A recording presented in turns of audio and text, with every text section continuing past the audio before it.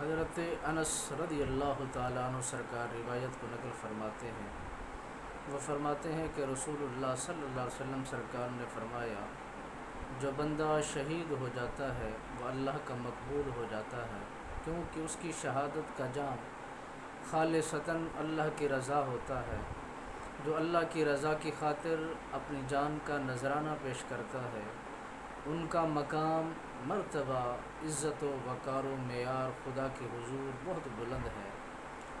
جناب حضرت حارث رضی اللہ تعالیٰ عنہ سرکار جب شہید ہوئے تو ان کی والدہ محترمہ نبی رحمت فخر موجودات صلی اللہ علیہ وبارک وسلم سرکار کی دربار گوہربار میں حاضر ہوئی، عرض کرنے لگی، یا رسول اللہ فداک ابی و امی، میرے ماں باپ آپ کے قدموں پر قربان ہو جائیں۔ اگر میرا بیٹا شہید ہونے کے بعد اس نے جنت میں مقام پایا ہے تو میں صبر کرتی ہوں، میں اس کا اجر خدا کی دربار سے حاصل کروں گی۔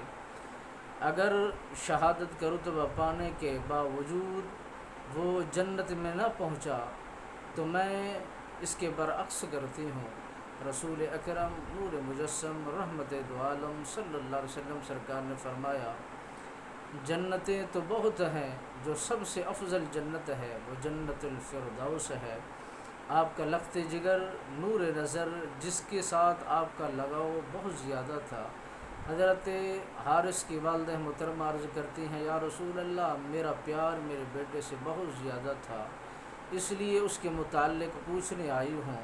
میرے نبی رحمت للعالمین نے جب ٹھنڈک کو ان کے دل میں ڈال دی تو وہ راحت و سکون پانے کے بعد لوٹ گئی۔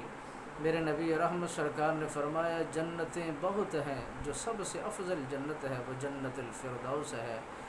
آپ کا لال، آپ کا جگر کا ٹکڑا وہاں پر پہنچ چکا ہے، جو قیامت کے دن، روز محشر کے دن میرے نبی رحمت سرکار نے فرمایا، ہر مومن شہید کے نام سے پکارا جاتا ہے۔ جو صاحب ایمان ہو، جس کے پاس ایمان کی حرارت ہو، وہ مومن بھی ہوتا ہے، وہ شہید بھی ہوتا ہے، اللہ کے حضور اس کا مقام، رتبہ، مرتبہ بلند ہوتا ہے۔